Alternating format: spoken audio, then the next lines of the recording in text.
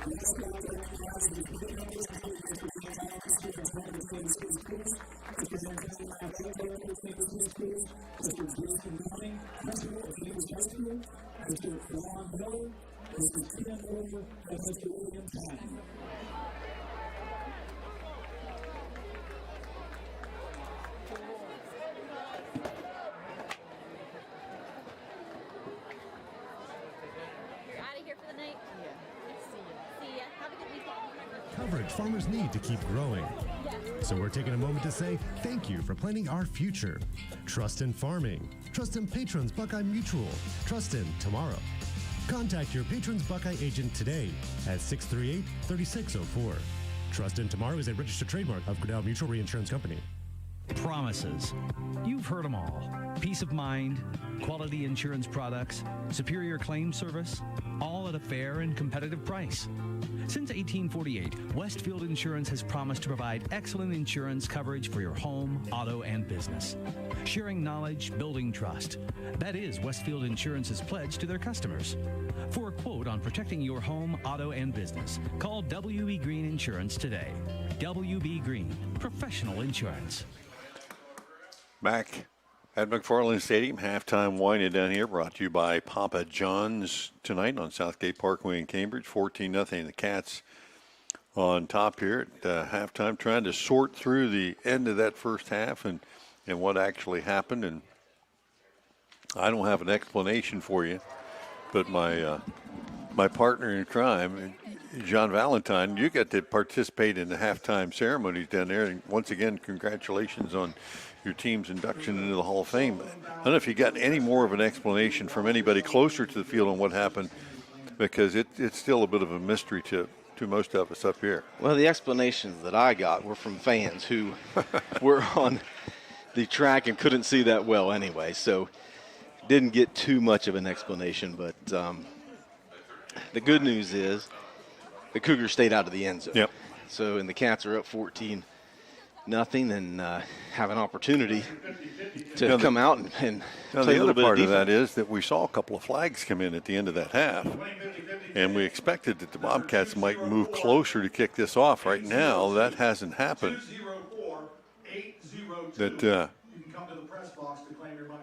Well, and multiple flags here. Personal foul. Now they're throwing the flag officially right here at the start of the half. Good call, partner. You knew it was coming. I knew it was coming. It was coming. And now, was there two of them? I saw two of them. To say there was another one. So one 15-yard unsportsmanlike, another 15-yard unsportsmanlike. And let's see where the Cats are going to be kicking from.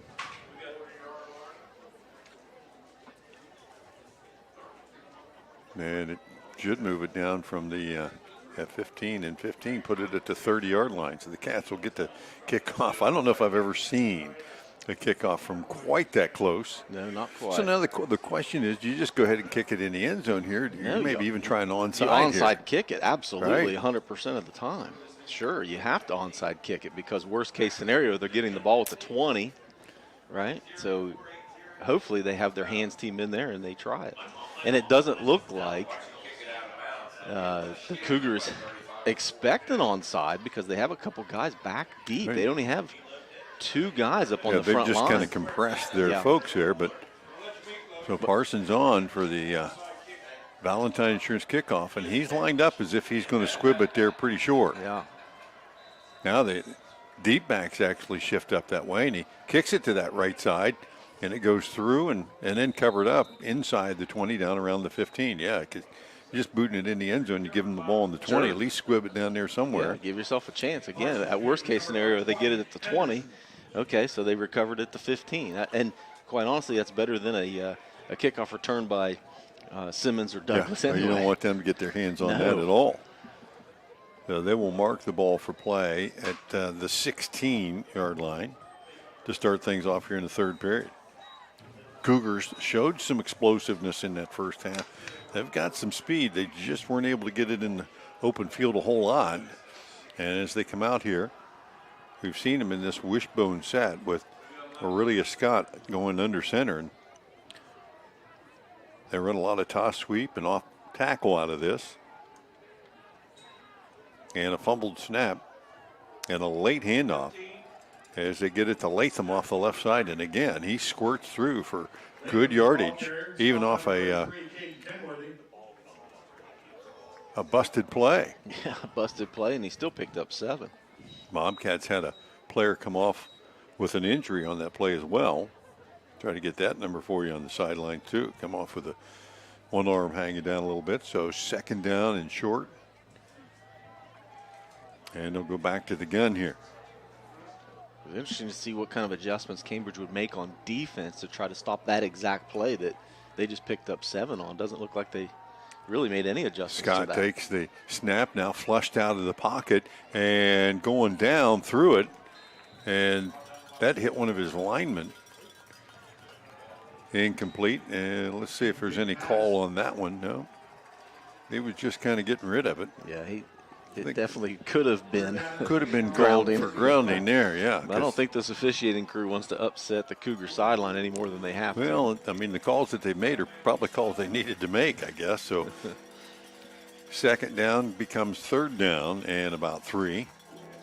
And the Cougars get back in that wishbone set, couple wide outs to the right. Scott will go under center again, and that's been tough for him tonight.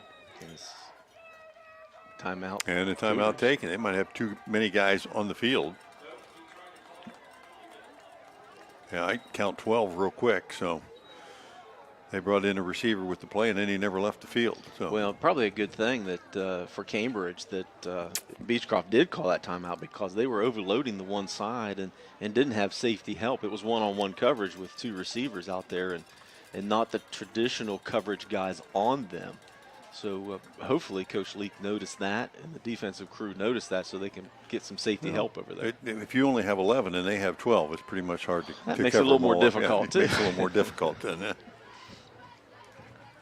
But it is only 3rd and a long 3, so not necessarily a situation where you have to throw the ball. Early 3rd period. Bobcats need to set the tone here, get a 3 and out, get the offense back in, try to extend that 14-0 lead, and not give the Cougars much hope to get back in this ball game. And get the ball back in, you would assume, pretty decent field position as well. Big stop here for the Cats. They'll stay in formation, actually a similar formation, but split wide out to each side rather than 2 to the far side.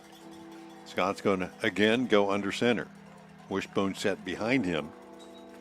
Toss sweep right side. Latham trying to get to the outside, and he's going to get close.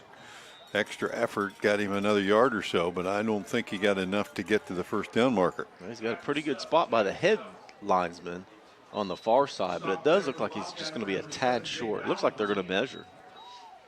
Yeah, just across the 25. Needed to get close to the 26 or beyond the 26. So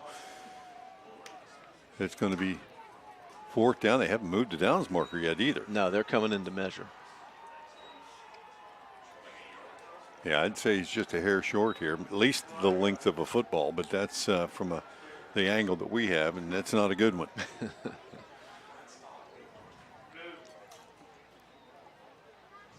They'll stretch the chain. And it is short. Yep, about the length of a football. So it will be 4th down. And 4th and a football. And very short. And I don't think you're seeing any hesitation here. Yeah, That down a couple of scores. Yep. Got to go for it. Going to come up and go for it.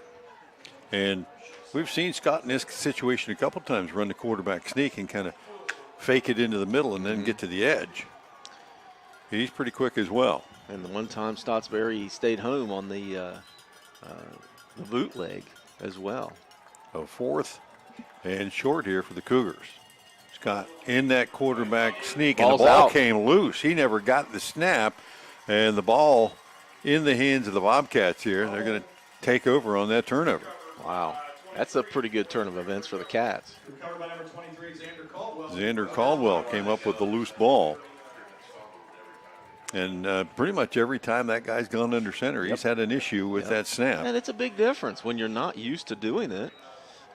You know, it's unnatural because, I mean, 95% of the snaps nowadays you see are in the shotgun. So it's not only is it different for the quarterback, but it's certainly different for the center as well. But the Bobcats get a break here. They're going to take over at the 29 of the Cougars, leading 14-0, 10:39 early third period.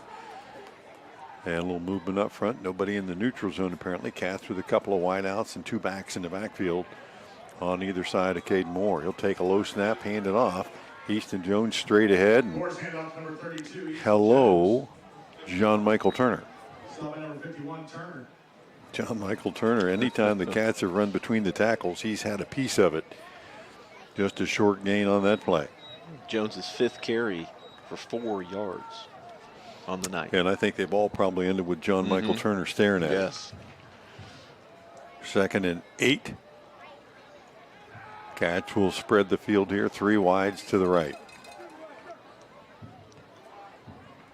One-on-one coverage to the left. Look for Pulaski out of that slot. Moore takes the snap, looks up the field, nothing there. He looked quickly, nobody out there, and tucked it and got what he could, and he'll lose a yard or so on that play. 3rd down and long. Cat trying to throw it quick out there, and Cougars coming up and playing some tight coverage on the outside. Look, they're playing good coverage, but they're also playing pretty good defense up front, the guys up front. So if you know that from the shotgun, 3-step, boom. I mean, it's got to be quicker patterns out here instead of a 10, 15-yard pattern. Make a 5-yard in, 5-yard out, like we did on the touchdown down here with Valentine with that post. It's got to be 3 steps and release the ball. That'll give you a better cushion. 3rd down and long. Kenworthy across in motion. Moore looking. Now flushed out of the pocket, flips it down the right side, and nearly picked, nearly caught. Let's see. And the officials say incomplete as that ball hung in the air. And boy, defensive back, I think it was Douglas, made a break on it. He had a look at it, and Kenworthy on the tip nearly came up with it as well. And instead, it's incomplete in 4th down. That could have been a big play either way. Very disastrous for the Cats there. If he picks that off, he's not going to get caught going down the sideline. And the little tip drill there for Kenworthy almost came up with a big conversion. Yeah, Moore being chased down in the pocket too.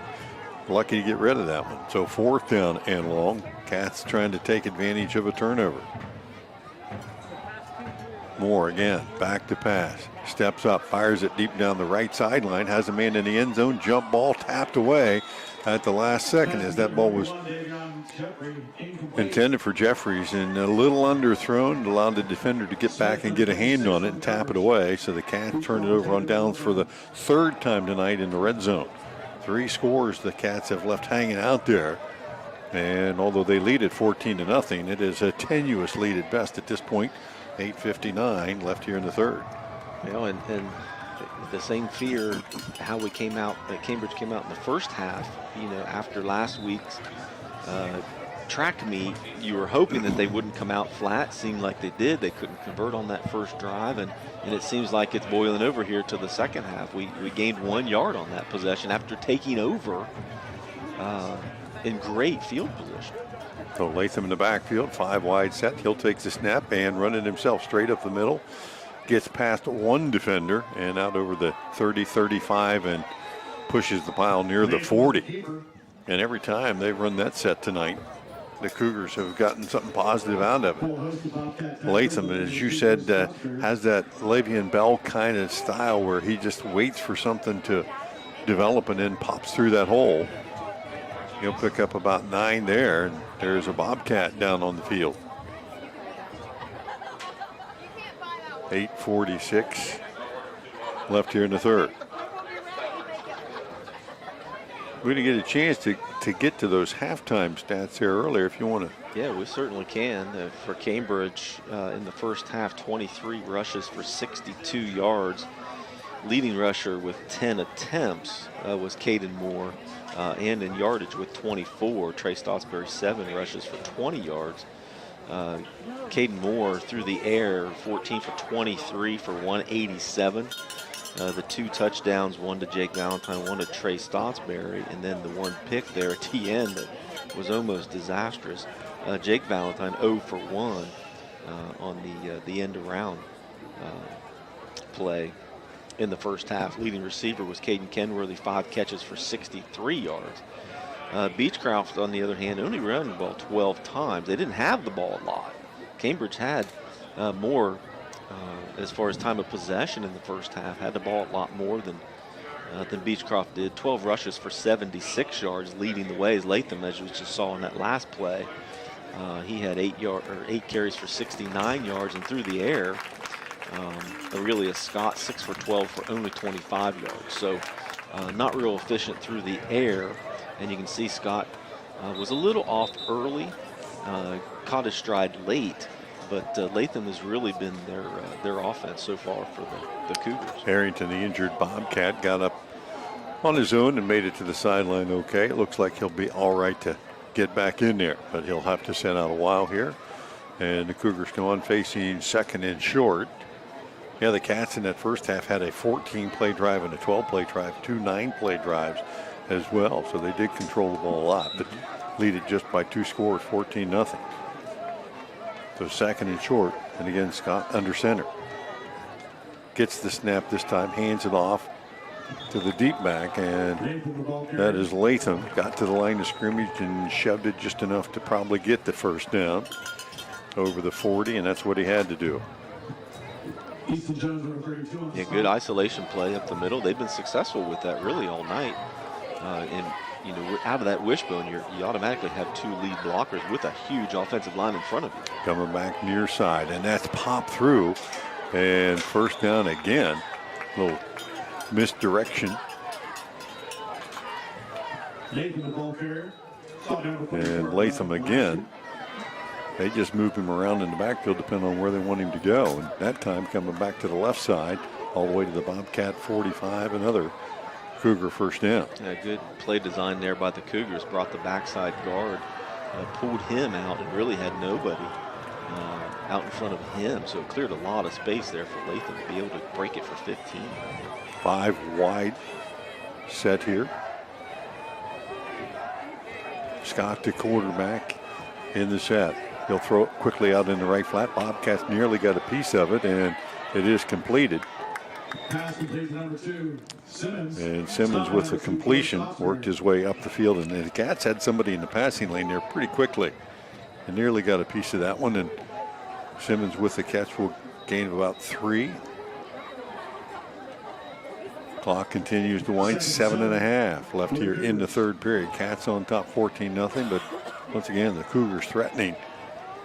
With this kind of speed, you just kind of sit on the edge of your seat all the time, hoping they don't break a big one. Well, right, and you have to break down like that particular play there to be able to make sure that you bring them down. It's a good play there by Valentine to be able to hang on for the tackle, but you hope you get them in passing situations like that.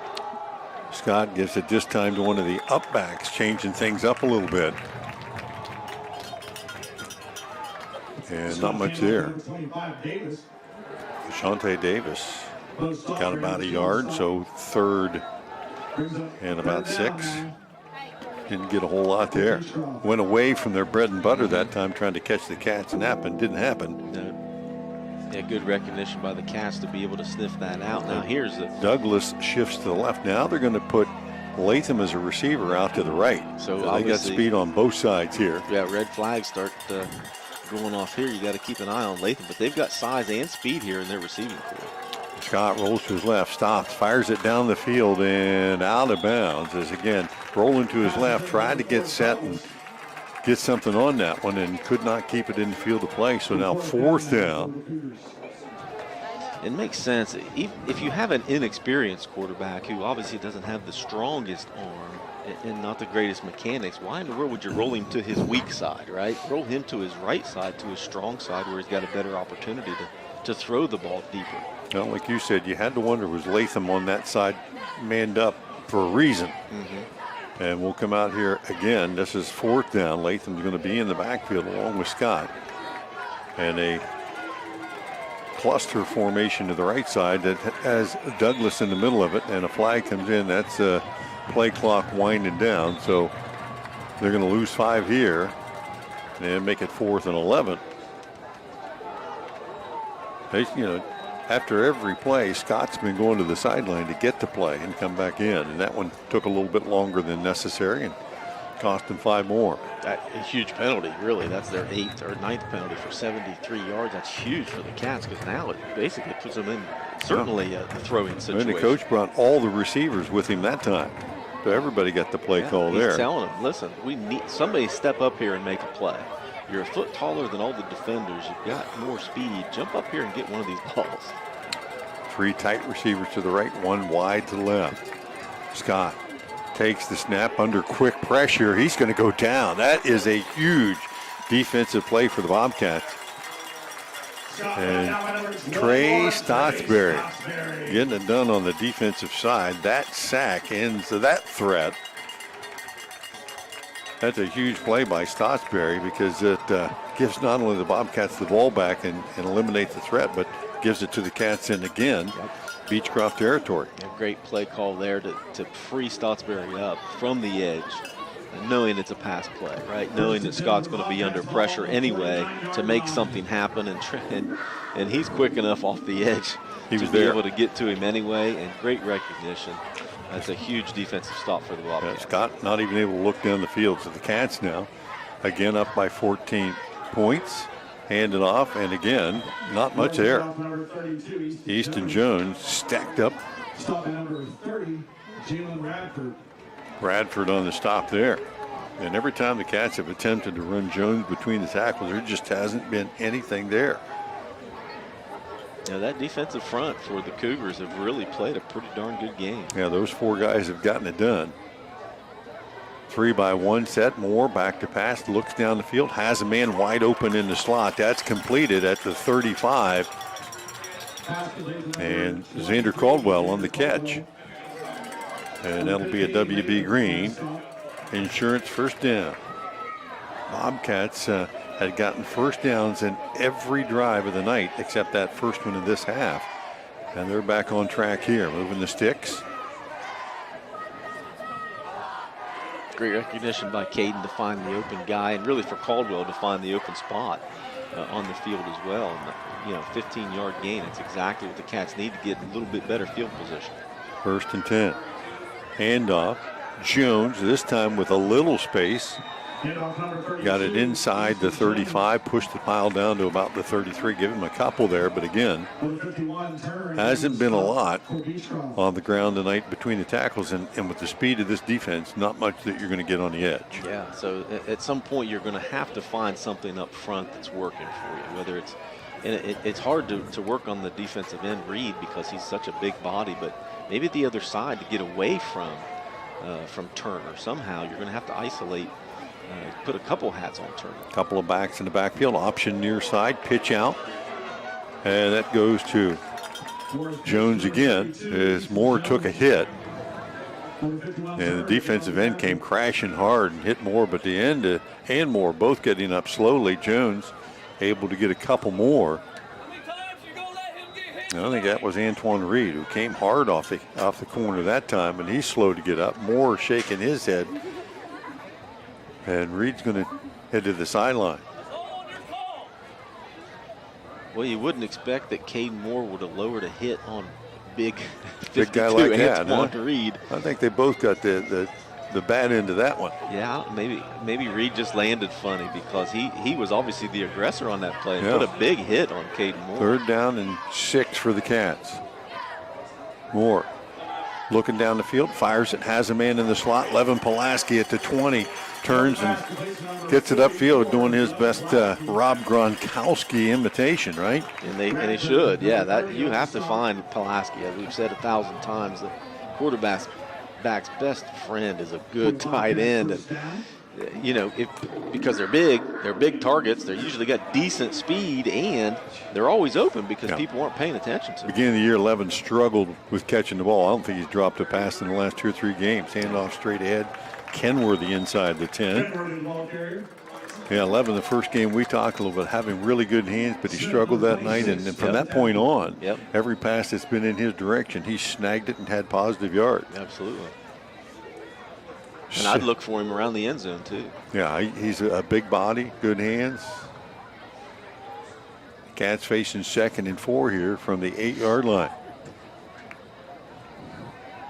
Moore checks out the defense. 2-by-2 set. Hands it off straight ahead. Kenworthy off the left side. Inside the 10. Got a couple more, bringing up third down. Radford, number 30, with the stop.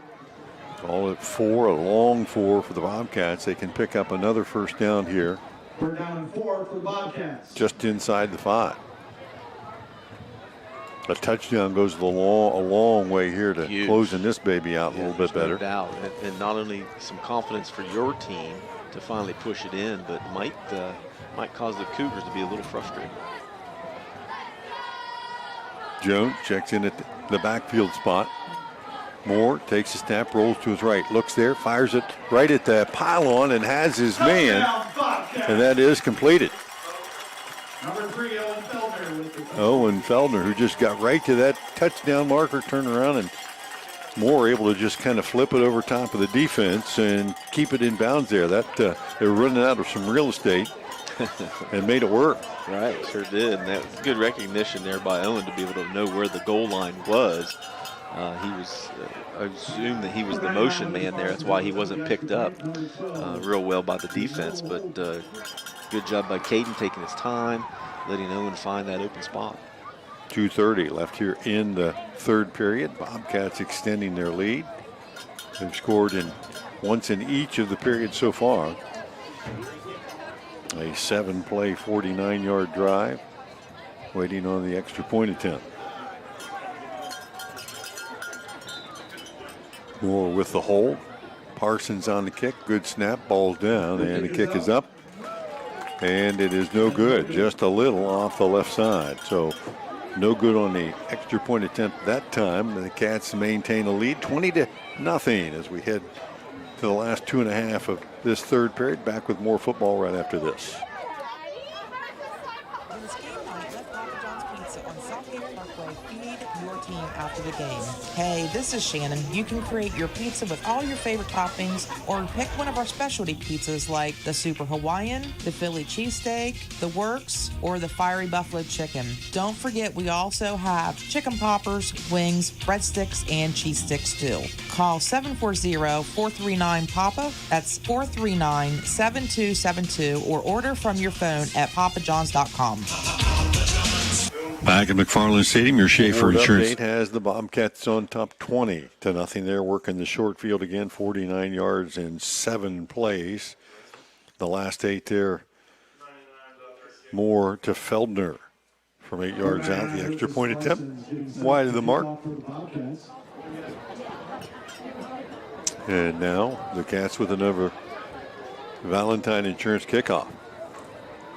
And again, trying to keep it away from the speed deep. But there's a couple guys there. Simmons, who's on the near side, and now they've got Latham on the far side. Yeah, well, Parsons has done a real good job so far tonight to be able to find that open spot around the 20-25-yard line. So expect that he's going to have another pooch kick so that they can't put together a real good return.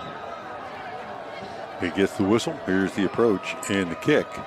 High and deep, and that's going to go to Simmons at about the 13. He'll bring it straight up the middle, trying to get it to the edge, and out across the 20. A host of camo jerseys will bring him down. Bobcats with good coverage down the field that time before Simmons could really get any momentum going.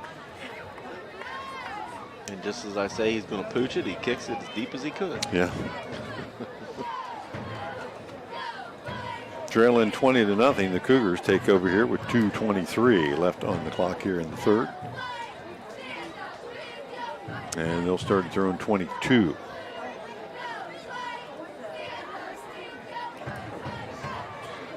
Looks like John Michael Turner getting a little tired here. He's the last one in. Playing both ways. Yep. Gets out there. In the third quarter. Tell me what the play is. I got you. I don't even know if he knows what the play is. Nope. He just walked right to the line. Tell me the snap count, right? It's a snap count. That's all I need is a snap count. I can block somebody. Yeah, he can. High snap for Scott. He dropped back and he wings this one as far as he can. He has a man in stride. He catches Douglas, but Douglas had to bend over backwards to pull that one down. He does. There was nobody deep for the Bobcats as Cambridge got caught napping with their deep coverage there. and should have been 6, but Douglas lost his balance trying to catch that ball, and instead it is deep and in Cambridge territory. Just when we say that Scott can't throw the ball real far, he just launched 150 yards and caught the Cats sleeping. All the way down to the Cambridge 30-yard line. 1st and 10. Scott again, back to pass. Fires with it in the slot, had 15. That is Latham on that post, and he'll run into one of the Bobcat defenders inside the 15. Caldwell on the tackle for the Cats, but another first down. 2 plays, and they've covered nearly 80 yards.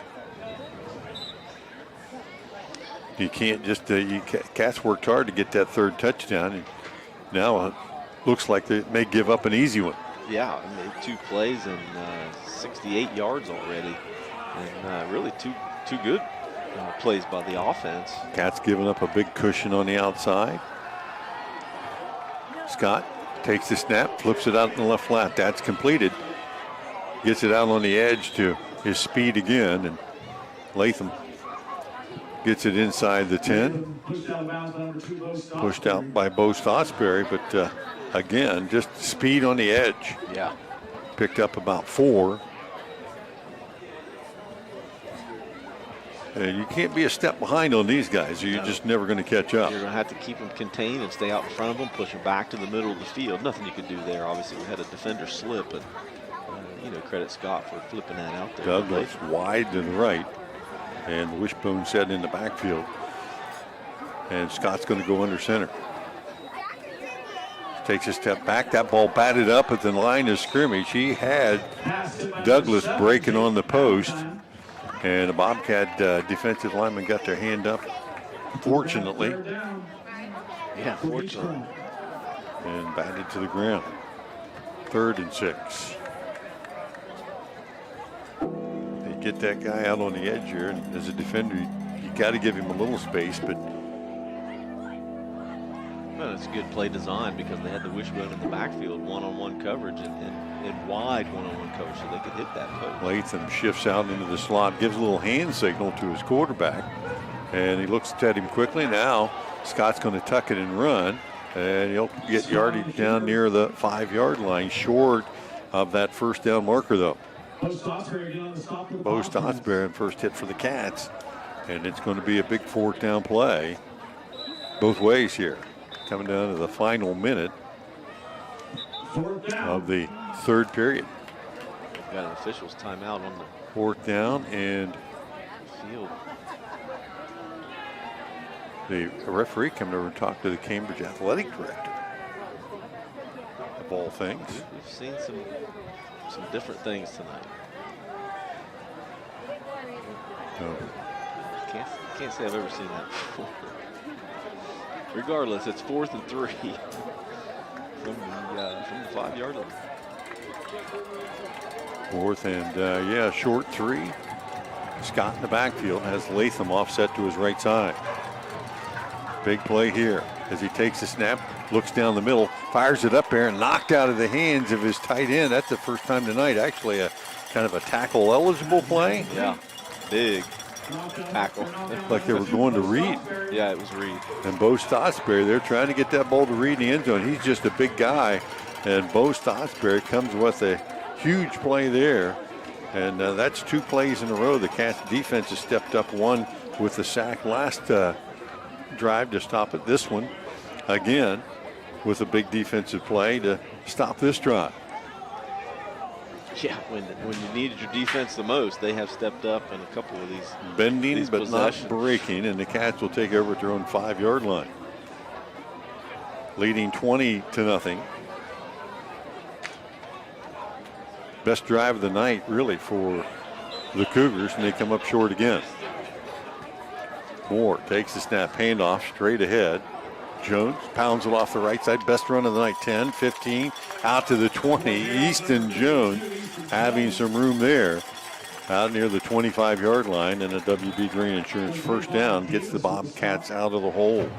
Yeah, finally got a crease off of that tackle Cats hit that one just a little bit wider that time. A little bit, but that's where the hole was. He put his foot in the ground, made a nice cut back upfield, still swinging that ball around a little bit more than he needs to. 1st and 10. A little movement up front, but nobody in the neutral zone. The Cats will burn some time here. 27 and counting on the 3rd period clock. 20-0 Cats. Moore with 2 backs on either side. Waits a second, takes the snap again, hands off right side. And again, Jones into the hole there, gets it forward for about 4 or 5. And that will be the final play of the 3rd period. Heading to the final period here at McFarland Stadium, Cambridge. 20 and Beechcroft nothing. Back with more football right after this.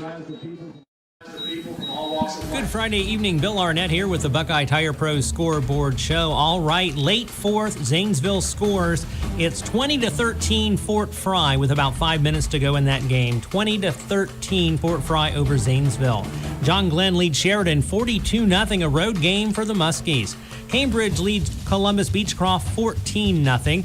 It's 42-6 Meadowbrook over Crooksville in the 4th. Tri-Valley leads Maysville 28-7. Caldwell 44, Monroe Central 22. Philo now leads Riverview 32-7. West Muskingum leading New Lex 28-21. West M tried a field goal, no good. Still 28-21 West M. Coshocton shutting out Morgan 21-0. Shadyside 35-7 over Barnesville. That is going into the 4th quarter. Northridge leads Shenandoah 16-12. And Claymont shutting out Buckeye Trail 7-0. More scores in minutes on the City Tire Pros scoreboard show. I'm Bill Arnett, ABC Sports. Period here. Bobcats leading 20-0. All those faithful listeners out there with their favorite beverages ready to start the 4th period, including Doc Solomons. Want to let me know?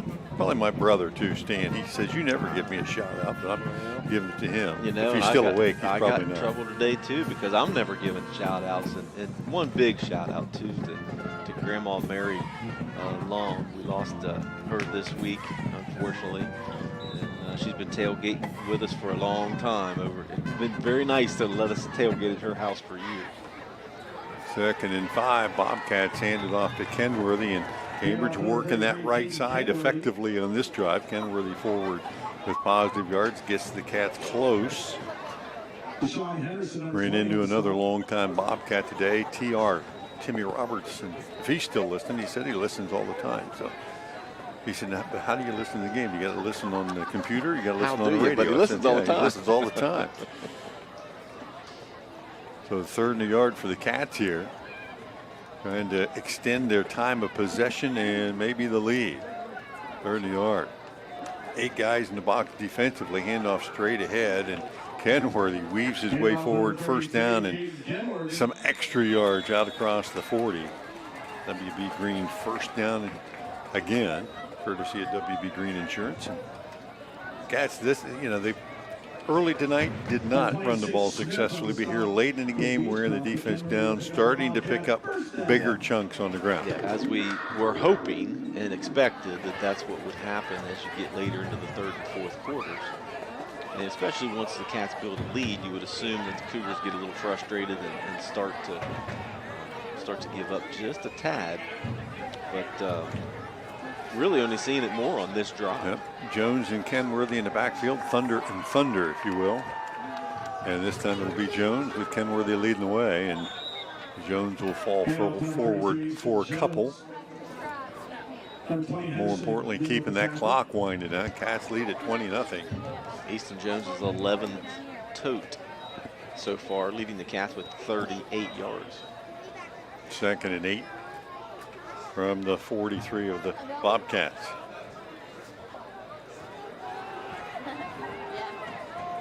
Moore with Jones and Kenworthy on either side. A couple of wideouts there. Defense 7 in the box. And the Cats still running effectively. Kenworthy coming near side, gets it to the edge, 40, 45, outside and near the 50-yard line, runs away from the defense, close to another 1st down. Kenworthy showing good speed to the edge that time. Yeah, good block really out front by Jeffrey too to give him a few extra. Caden now the leading rusher for the Cats with 39 yards on 8 carries. We'll say just shy of a first down. Boy, just shy. I think I'd want a measurement here. My I know. goodness. I mean, the ball's nose resting on the 49, and that looks like where they had to get. But the official said nope. And you've given the Cougars 3 measurements already tonight. Cats will run it straight ahead, contact in the backfield, but Easton Jones kept the wheels grinding that time. That'll be. Or check that Kenworthy. Kenworthy, he got contacted in the backfield, but he just started powering forward, and you know that's where that off-season lifting and workout comes into play. You get stronger all the way down. And now they're gonna measure, and that's shorter than he was before. I thought he had plenty after that extra effort. That's just not a very good spot. I mean, he walked back a half of a yard from where he originally spotted the ball. Yeah. Come on, guys. Jeez. And that's the linesman on this side. That's his spot, and he ended up giving it up. Cats have not punted the ball tonight. I don't think you'll see them do it here either. No. It looks like it will probably be short here unless they take a couple links out of the chain. They don't. And it is just short. Just short. It'll be 4th down, Bobcats. 4th down. And we've seen the Cats at times this year line up and go for it. We've seen them other times run what they basically a rugby punt, where they give more the option to try to get it, throw it, run it, punt it.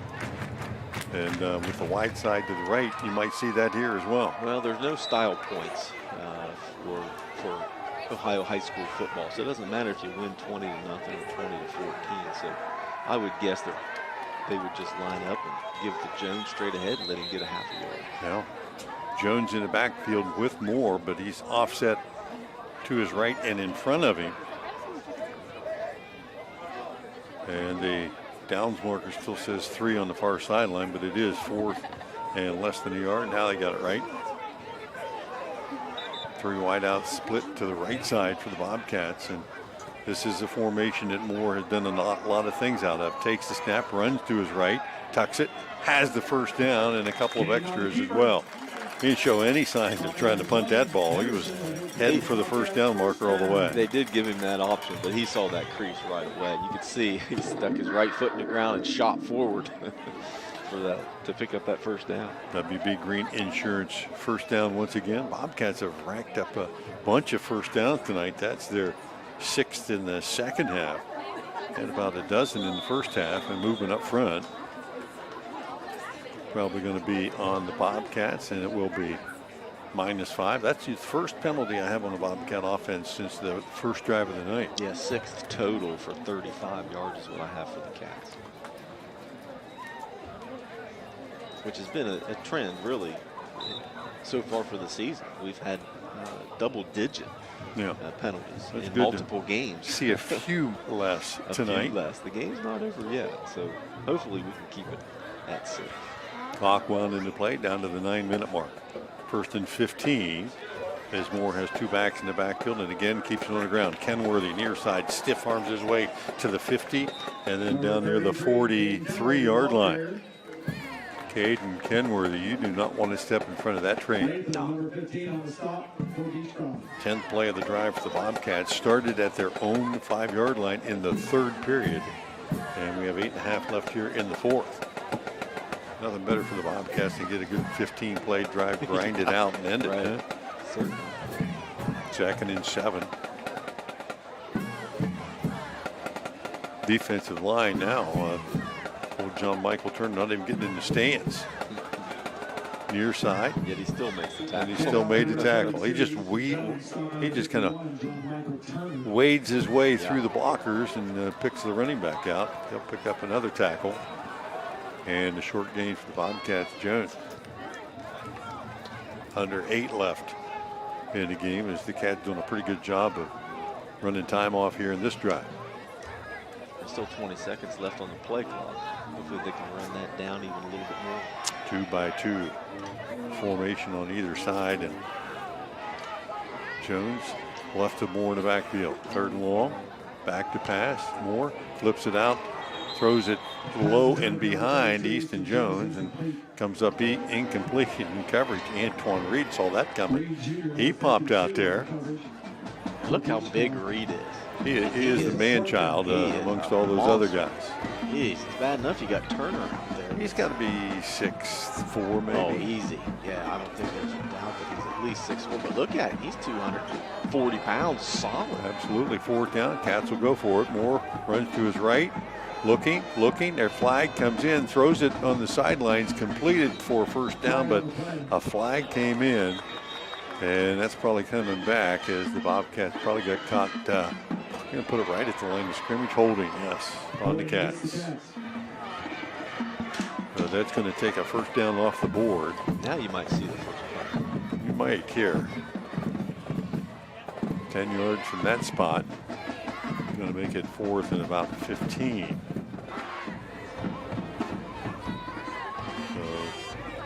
As soon as the broadcaster opens his mouth and says, we haven't had a penalty since the 1st period. We hit 2 in this drive. Sure did.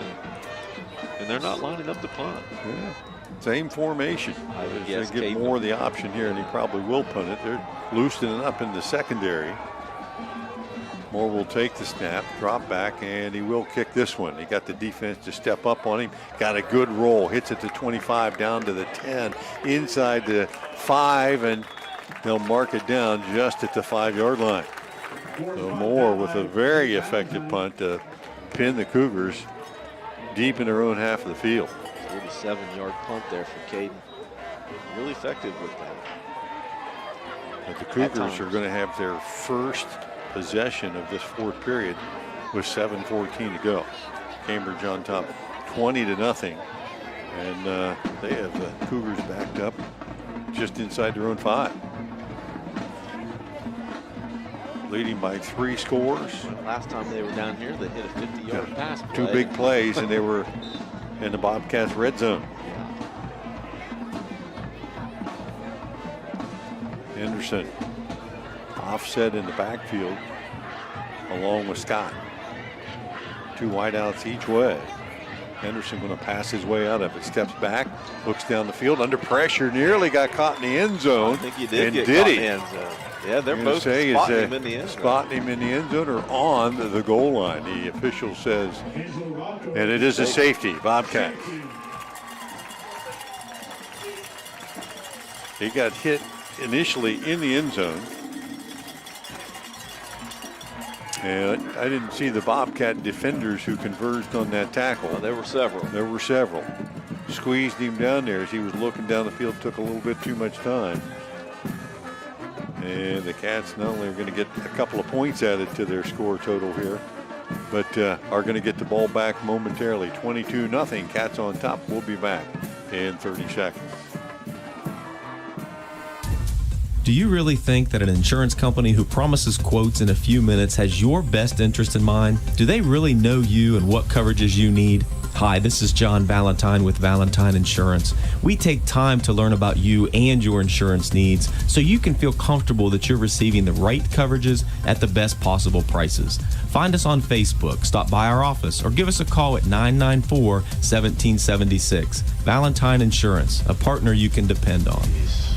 7:05 left to go in the ball game. Your Schaefer Insurance scoreboard update now 22-0. Bobcats as the Cats defense puts their mark on tonight's game with a safety tackling the quarterback, Aurelia Scott, in the end zone, adding 2 more points there and adding the insult to injury. Cats are going to get the ball back here on the free kick. That's the most important part. 2 points is nice. You're never going to complain about scoring points. However, the best part about this is they're going to get the ball back and be able to run off 7 more minutes and get the heck out of here with a W.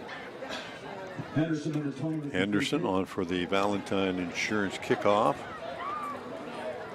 And I think he's going to punt this one. He didn't have a T earlier, probably still don't.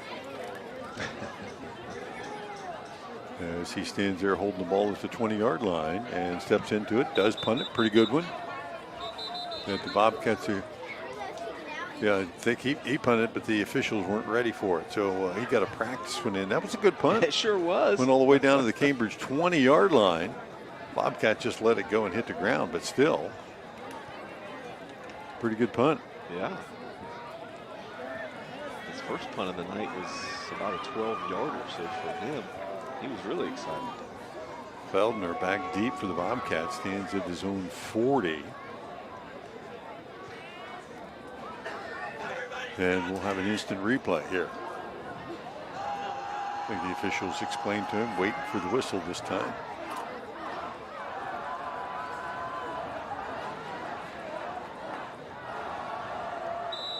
And now we're ready.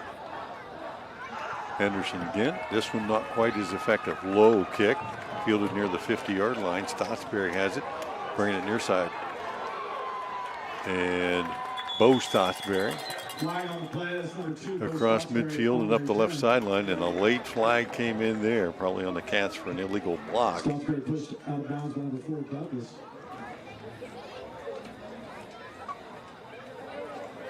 And in any event, the Cats are going to have the ball with pretty good field position. Yeah, regardless of where they spot this, they're going to get the ball, at worst case scenario, around the 50. A little block in the back. They'll mark it at the just shy of the 50. Cambridge 49 3/4. You couldn't give me that 50. Yeah, we're going to give you the 50. We're the nose of the ball's there, maybe. There you go. Yeah. 6:55 left in the game. 22-0 Bobcats looking for win number 3 on the season. And I think certainly, with an expanded playoffs this year, we'll know more here in the next week or so as those numbers come out, what teams are going to be in that top 16 as the Cats are in the toss sweep right side. Kenworthy trying to get to the edge, breaks one tackle, not the second one. He'll get progress back near the line of scrimmage, but the Cats haven't been able to get outside this defense much all night long. That was a pretty good pursuit, really, by the defense. Kenworthy trying to get to that outside. Didn't look like he gained it. No. Cougar down. Yeah, one of their linemen. It's a big body. Big body there, slow to get up. Can't see a number, but they'll tend to him. It looks like we have there's a flag on the play as well. Looks like they're marking off about a 10-yarder. So well, anytime you're trying to get outside, sometimes against a team that's pretty quick, that can be the issue too. And that's going to be the case. You can see the downs marker moved already, so penalty there will make it first down still, but all the way back to the Cambridge 42. 6:40 left.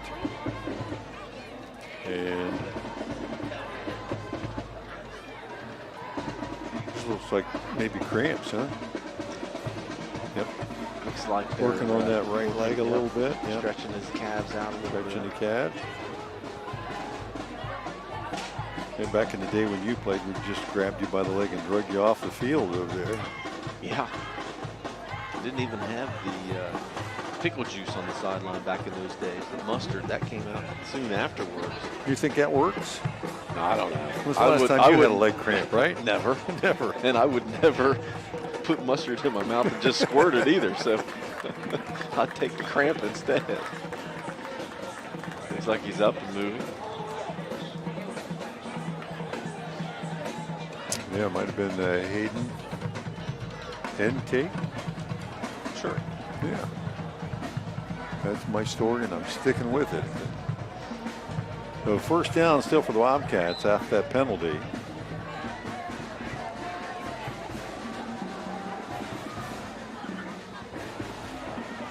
And the Cats backed up a little bit. They'll wind the clock into play. Trying to.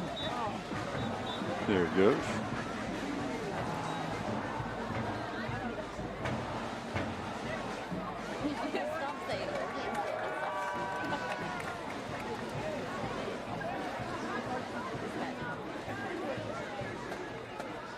Officials here kind of what we're delaying for them. I don't know. Oh my goodness, moving the clock to 6:20. Yep. Well, they wanted the clock to be wound down. Yep. Add minutes, add seconds, take time off. And here we go.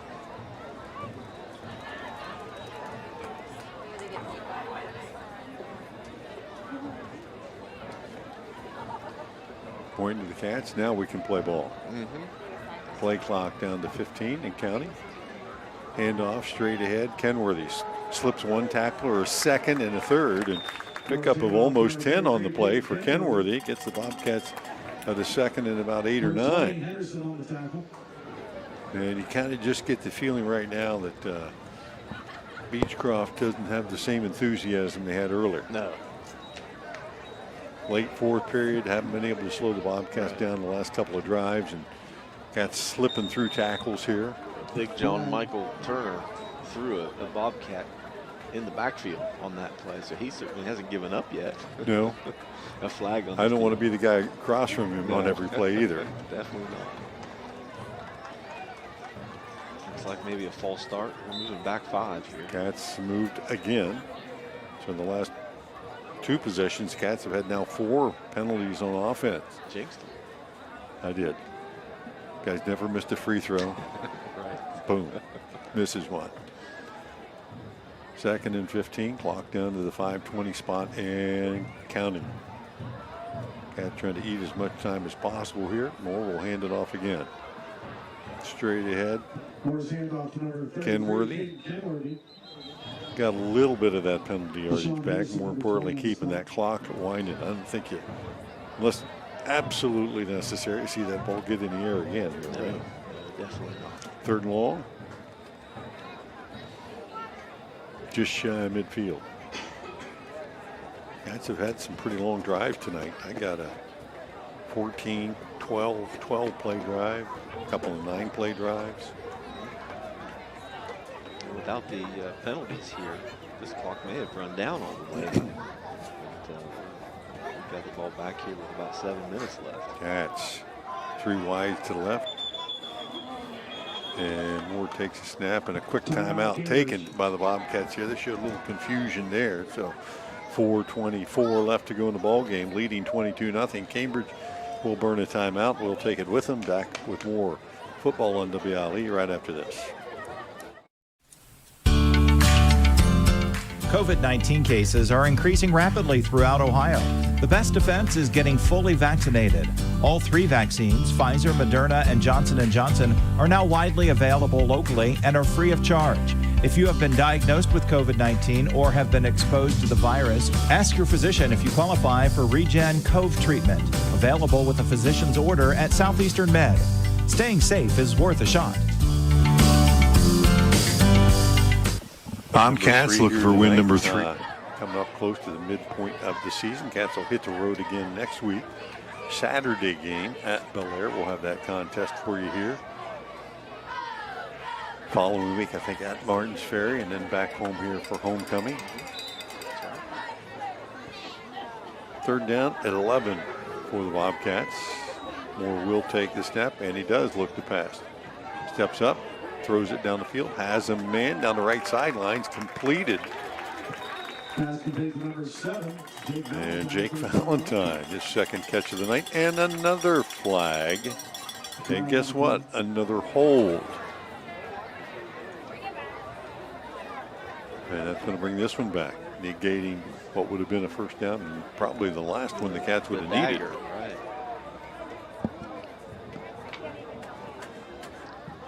Well, since you jinxed them, that is their 5th.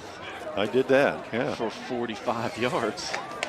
11th total. That is the 3rd penalty of this drive for the Cats. In the last 2 possessions, now 5 times that they've been caught doing something illegal. Drops the Cats all the way back now to their own 38-yard line, where it's 3rd and, get your calculator. That's how far it is. Kenworthy comes across in motion. Moore back to pass, fires it deep down the right sideline, has a man. Jumping opportunity, no. Comes down incomplete. Good coverage down there. That's 7. Just time to get up. Valentine Pass intended for number 7, Jake Valentine. He was going full bore that time. Fourth down now for the Ball did Kings. hit him in the hands, though, so I know he'll hear about that when he gets home. Son, the ball hits you in the hands. You should catch it if it hits you in the hands, right? So fourth down, and the Cats are going to be in full punt mode here. 4:04 left to go in the game.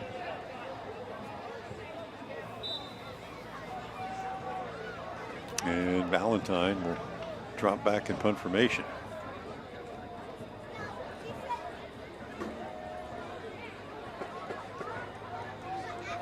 Simmons back deep. Valentine will take it. Punt it. High floater that's going to hit the ground. Simmons didn't even come up and make an attempt to field it, and then take a bounce for the Cougars out near the 40-yard line. So 3:54 to go. Cambridge on top 22-0 with 3:54 left. And the Cougars will have one more chance to try to put points on the board. They were shut out a week ago, 42-0, and the week before that beat 49-14. So going in the wrong direction after starting off the season with a W.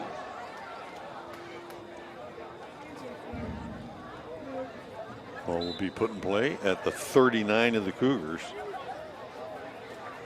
And again, they're going to spread the field here. Last possession, they had the ball. They tried to air it out, and it ended up being a safety. They'll be away from the goal line here, but Aurelia Scott has three wide to his right, one to his left, takes the snap, rolling to his right, looking down the field. Under pressure, flips it out in the right flat and over the head of his intended receiver. Into no man's land. A Bobcat made a diving attempt for that one, and Jake Valentine came up just a little shy. Second down and 10. Got some good pressure on Scott, made him run out of that pocket and made him rush that throw a little bit. Well, if you can make him hold it a couple of seconds, they're running so many verticals, he probably can't throw it as far as those guys are going. And yeah, if you get him moving, he doesn't have time to set, be able to launch one. Some clean jerseys there at receiver. The guy you got to be careful of is Douglas on the outside on the right. Not going his direction. They'll throw underneath. And I believe that was Simmons coming in underneath there and caught it for a gain of about 3 or 4. Pass complete to Simmons, number 2. 3.5 and counting here. Bobcats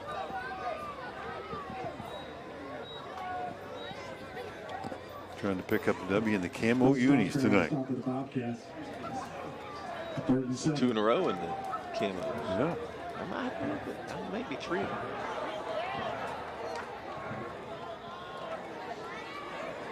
Back to pass. Scott flush from the pocket up the left side and scoots out of bounds.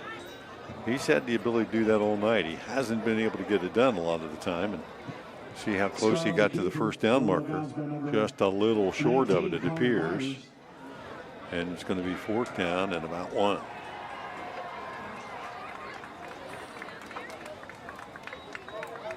And you would assume that Beechcroft would be a heck of a lot more successful offensively if they, instead of stretching the field so far with some of those athletic receivers, run some crossing routes, because that 10 to 15 yard area has been wide open all night. But they're stretching the field and everybody's doing. So they're running away. Routes. Yeah, they're running away from you. Quarterback keeper 11. And Scott started to his right, worked back to his left, and he will have the first down. 5th first down in this half for Beechcroft. Under 3 to play, and the clock continues to wind down. Yeah, nothing hurt there really for Cambridge. Giving the first down and wind the clock again. Put you inside of 2.5 by the time they make the next snap. 3 wides right. Douglas on the outside. He's had one deep pass tonight. As Scott covered up in the backfield as he went down, and Bobcats, Connor Mobilini there to make sure he stayed there. It's a cheap way to get a sack, right? It works, buddy. 2:21 left. Cougars are going to burn a timeout. We'll take it with them. 22-0. Cambridge on top. Back in 30 seconds. What would you do in the event of a total loss if you couldn't rebuild your house? Did you know that 80% of homes are uninsured? Erie Insurance has guaranteed replacement costs. No matter the cost, Erie Insurance will rebuild your house with the like, kind, and quality material. Call the offices of Carr and Antle today at 740-373-6058 or call or text Jim Antle at 740-995-3244 for a free quote. Carr and Antle Insurance. You're covered with us.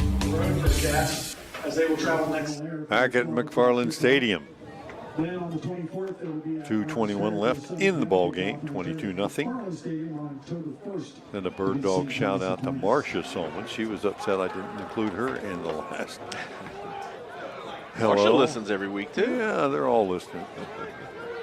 Sitting down by the lake, probably sitting by a fire. It's nice a night pretty there. darn good night for a Good fire. night Though for it's supposed fire. to get chilly tonight. 50s. After being 72 hours ago. Fall in Cambridge, Yes, right? sir. Fall in Ohio. Beautiful. At least it's not snowing. Scott back to pass. Flushed out of the pocket, runs to his left, flips it out there, has a man, and it's completed.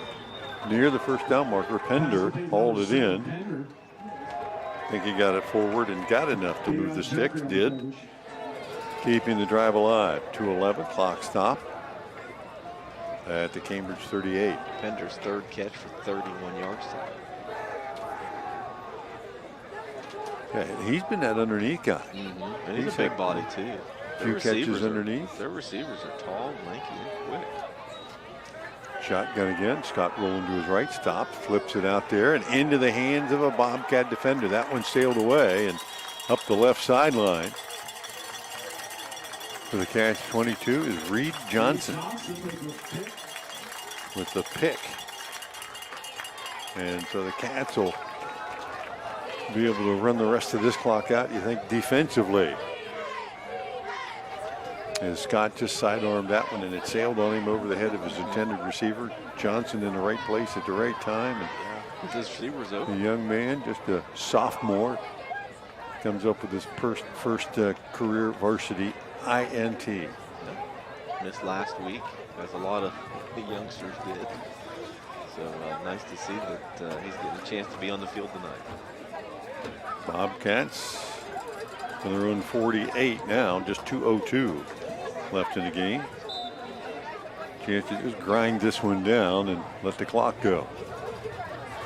Moore, hand off straight ahead to Jones. Bangs his way between the tackles inside the 50 and down near the 44.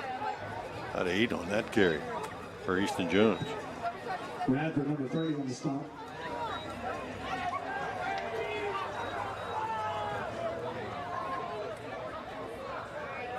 Big helping in number 32 here, I'm sure.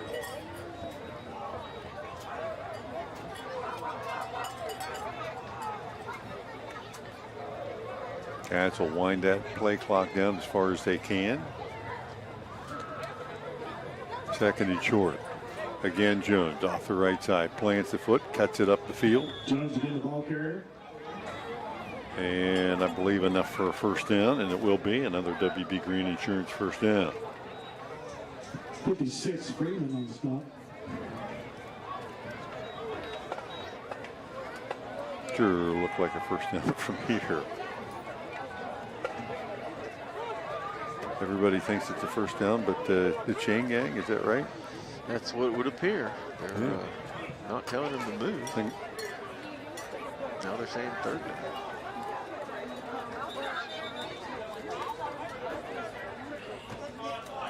And we got a lot of press box cowboys tonight that are all officials. Give all these guys striped shirts and whistles. And they're probably right there. Well, we can see here. It we're does not look disagreeing. it does look like a first down. And the last people to get it right are the ones closest to it. And it is a first down. 50 seconds. Just let them snap it one more time and get this thing over with, right? That's correct. And it looks like that's what Cambridge is going to do, lining up in there. the best play in the playbook. The victory formation. The V formation. Right. Love it. And normally they say, you put your quickest guy at the back, right? So Easton Jones is the deep spot in that V. Well, look, I mean, Easton will be the first person to tell you that he's the quickest, yep. right? Moore takes the snap, takes the knee, and that'll get the clock moving in the right direction. And that'll be the final snap of tonight's game as the Bobcats cap this one off with another long possession. 22-0 final score tonight as the Bobcats pick up win number 3 on the season, moving to 3-1. The Cougars are going to drop to 1-3. Stay tuned. Our post-game wrap-up coming up, brought to you by Doan Ford. I want to thank all of our sponsors again tonight: Papa John's of Cambridge, Mass Tire, Southeastern Med, West 40 Auto Sales, Abel's Heating and Cooling, WB Green Insurance, Patrons, Buckeye Mutual Insurance Company, the Doan Ford people, Valentine Insurance, all of them. Thank you very much. We're going to be back in 60 seconds. Stay tuned. I'm not buying till I check Doan Ford.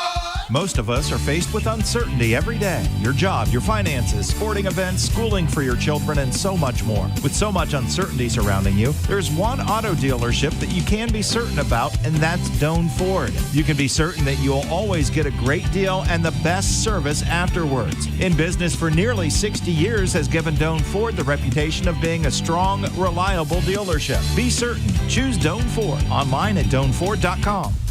Do you really think that an insurance company who promises quotes in a few minutes has your best interest in mind? Do they really know you and what coverages you need? Hi, this is John Valentine with Valentine Insurance. We take time to learn about you and your insurance needs so you can feel comfortable that you're receiving the right coverages at the best possible prices. Find us on Facebook, stop by our office, or give us a call at 994-1776. Valentine Insurance, a partner you can depend on. I was sitting in my car and it wouldn't start. I lifted the hood and the engine was falling apart. What would I do? My eyes filled with tears. Then on the radio I heard of West 40 by Pay here, where for a little money down and a little each week, I could have a car, nice, shiny, and sleek. So I walked in the door and I put the money down. Now I got a nice car that I can drive around. West 40 by Pay here will help rebuild your credit. The corner of Dewey and Route 40 in Cambridge, don't you forget it. West 40 Auto Sales, corner of Route 40 and Dewey Avenue in Cambridge, is home of the guaranteed credit approval, with most loans approved while you wait. Go to their website to fill out an online loan application, west40autosales.com. You'll also find their weekly special listed there. Back at McFarland's victory as they'll ring the victory bell here on the way out. 22-0. Cats over the Beechcroft Cougars. Cambridge now 3-1 on the season, 1-3 for the Cougars. You're listening to our post-game wrap-up brought to you by Doan Ford. Cats methodical tonight, I guess, is about the only way that you could say it. They just kept banging away and scored once in each period. 3 of those offensive scores, the fourth and final score of the night, a defensive score and a slow, long third and fourth period. Cats got on the board first at the 2:23 mark of the opening period. Caden Moore finding Trey Stotsberry, 25-yard pass and run, 12-play, 65-yard drive. Every week, the patrons Buckeye Mutual Insurance Company sponsors a drive of the game, and none more important than that first one that puts points on the board. Cats kind of set the tone there. 12 plays, 65 yards, capping it off with a touchdown. They had a 14-play drive that took them inside the 5. That one didn't net them points, but in the second half had a couple of more long drives, another 12-play drive, a couple of 9-play drives. Cambridge tonight, we don't keep the time of possession, but certainly in Cambridge's favor, and that patrons Buckeye Mutual Insurance drive of the game set the tone for the rest of the night. Cats would score again late second period with 2:41 on the clock. Jake Valentine would haul in a post play across the middle, take it the last 10 yards to the zone from Caden Moore again, 16 yards out, an 8-play, 66-yard drive. And the extra point would make it 14-0 at halftime. Cats will get another touchdown pass from Caden Moore in the third period. Again, at the 2.5 mark, all those scores coming about the same point in the period. This one from Moore to Feldner, and from 8 yards out, the Cats would extend their lead 20-0 after the missed extra point, and then Cambridge's defense getting in the mix as well. A safety by the Bobcat defense, a host of Cats sacking the quarterback, Aurelia Scott, in the end zone. That gave the Cats a couple more points and the ball back, and the last couple of drives of the game. A little sloppy by the Cats late, but, you know, they took care of business. They did what they had to do, ran the clock down and out, and kept Beechcroft out of the end zone. And, you know, you had to be a little bit concerned tonight with the athleticism and the speed that Beechcroft had, but Cambridge did a pretty nice job of, you know, making adjustments and keeping everybody in front of them and really not giving up that one big play for a score. Well, yeah, we really only gave up those 2 big plays, and they were on the same drive in back-to-back plays late there in that fourth. But, you know, basically real similar to Lyndon McKinley last year, who came in here to play the Cats. Real athletic, real quick, but a little undisciplined. Beechcroft had 10 penalties and a little, you know, sloppy at times as well, and a little disorganized on offense. You can kind of see that the Cats, if they just play their game, play solid defense, don't make mistakes, they're probably going to come away with a victory. And so coming off of last week, how are they going to respond? Are they going to come in flat? Are they going to come in fired up? And I think, you know, playing an opponent that's not really ready to play after last week's game, you know, was kind of tough on the Cats, I think, tonight. And you can see they were spinning their wheels as well. So they weren't weren't as sharp as they were certainly a week ago. You would hope that they would be. However, you know, a lot of guys came back, you know, on the team this week from COVID. So, you know, maybe trying to get their feet wet again. So that's okay. A win's a win. You're never going to complain about getting a win, but a little bit of sloppy play. But, you know, again, the 11 penalties for the Cats, that's a little concerning. That's 3 of the 4 games already they've had double-digit penalties. So something they have to clean up. But again, control the line of scrimmage for the most part. That was the best part that I guess I take away from it, to be able to keep Beechcroft's defense on the field, tired. They were certainly worn out by the end of the game. Yes, for sure, and that was the game plan. There's no doubt about it. So, you know, credit Cambridge for coming out, squeaking out a victory, 22-0, getting a little safety down there at the end. And, defense has been in the mix the last couple of weeks here, doing a nice job, and actually all season long. They have. You know, Meadowbrook was extremely explosive, although they scored a special teams touchdown and a defensive score as well. So Cambridge's defense didn't give up all 48 points, but they were pretty solid in that game for the most part. And once again, Caden Moore tonight, a pretty solid effort. I mean, I think he threw 1 pick, but he had 3 touchdowns. He was pretty efficient offensively, ran when he had to. Yeah. You know, and even coming into this game, he'd thrown a bunch of touchdown passes on the season, and he's kind of quietly having a really nice year. Well, as we were expecting him to, you know, we were hoping that you would see a lot of growth from Caden this year, and I think you can see his confidence. It's certainly grown. But, you know, we need him to make sure that he's making good decisions with the ball. And late at that second half, or the first half going into halftime, you know, we're up 14-0, getting ready to go score again. And a pick almost ended up in and really, a touchdown. I mean, he probably was throwing it in the right place, but the ball got tipped at the line of scrimmage and batted way up into the air, which then it's a free ball. Sure.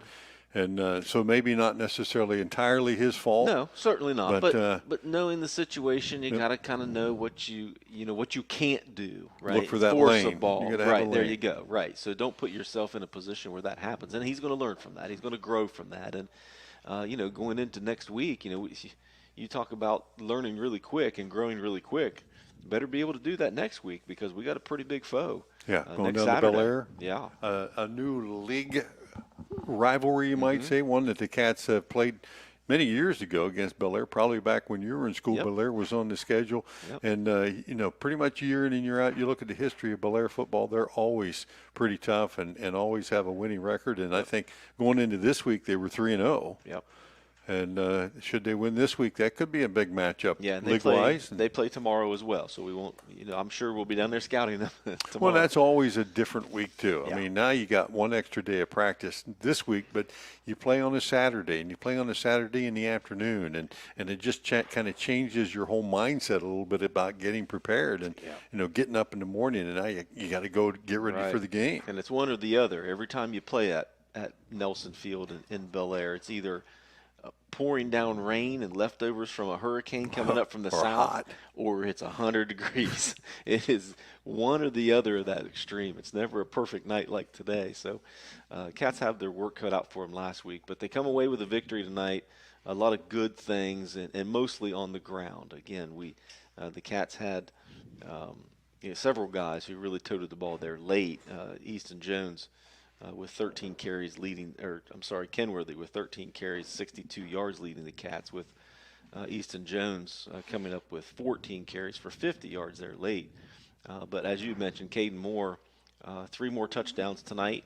Found a couple of different receivers tonight, which is nice to get Owen Feldner in the end zone, and Jake Valentine in the end zone, and Trey Stottsbury in the end zone. I mean, those are 3 guys that typically aren't going to be he spreads it out a little bit, second options. Yeah, sure he does. And credit Coach Leak and the coaching staff for getting some of those guys a little bit more field time too, because you need to be able to. Cats, look, they're lucky to have 7 or 8 guys really from the receiving standpoint, a lot of depth, that can make plays. And last week it was entirely different guys than this week. There you go. So Davion Jeffrey had a great game last week. Today he caught 1 ball. So, I mean, it's nice that Caden can spread that out and have different options. Had another one he could have caught. Well, you brought that up, not me. But Caden, 222 yards on the night, 3 touchdowns to 1 pick. And leading receiver for the Cats, Caden Kenworthy, 5 catches for 63 yards. So combined, Caden was certainly the workhorse with 125 yards total. Yeah, big night for the Bobcats offensively. I think the most disappointing thing I look at here is the Cats had it in the red zone 1, 2, 3 other times and couldn't just punch it in, especially on the ground. They showed the ability the last couple of games to run the ball when they had to in short yardage. Tonight that didn't happen, but maybe some bigger guys up front. We talked about the size advantage. Antoine Reed up there. We looked at, who was it, John Michael Turner. Yeah. He was another big body in there that was going to keep you from running between the tackles very much. But the Cats, went to plan B, and they got it done anyway. A lot of big plays tonight. Each week, West 40 Auto Sales has a play of the game, and some big plays for the Bobcats. But maybe the biggest is, the defense coming up with another score. That safety late really closed the door. Bobcats get 2 points out of the deal, but tackling Scott in the end zone for the safety gave Cambridge not only the points but the ball back and a chance just to run the clock out and not even let the Cougars mount any kind of final drive. And the Cats were able to run it away, then come up with win number 3, 22-0.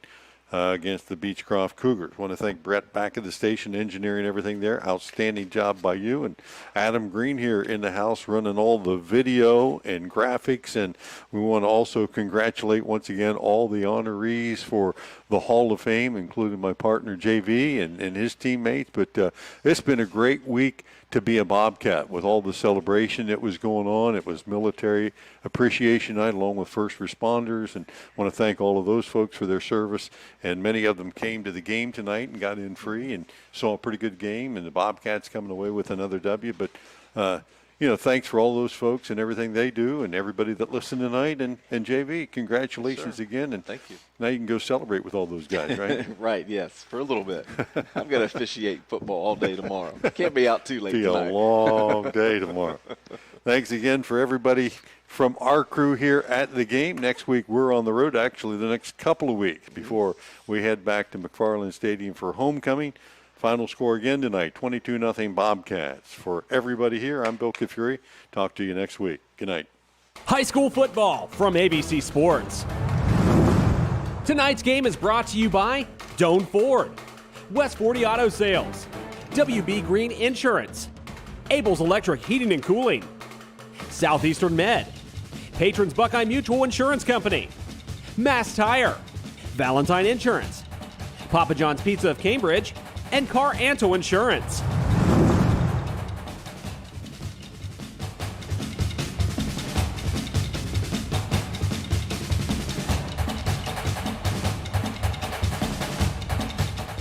This has been a presentation of ABC Sports.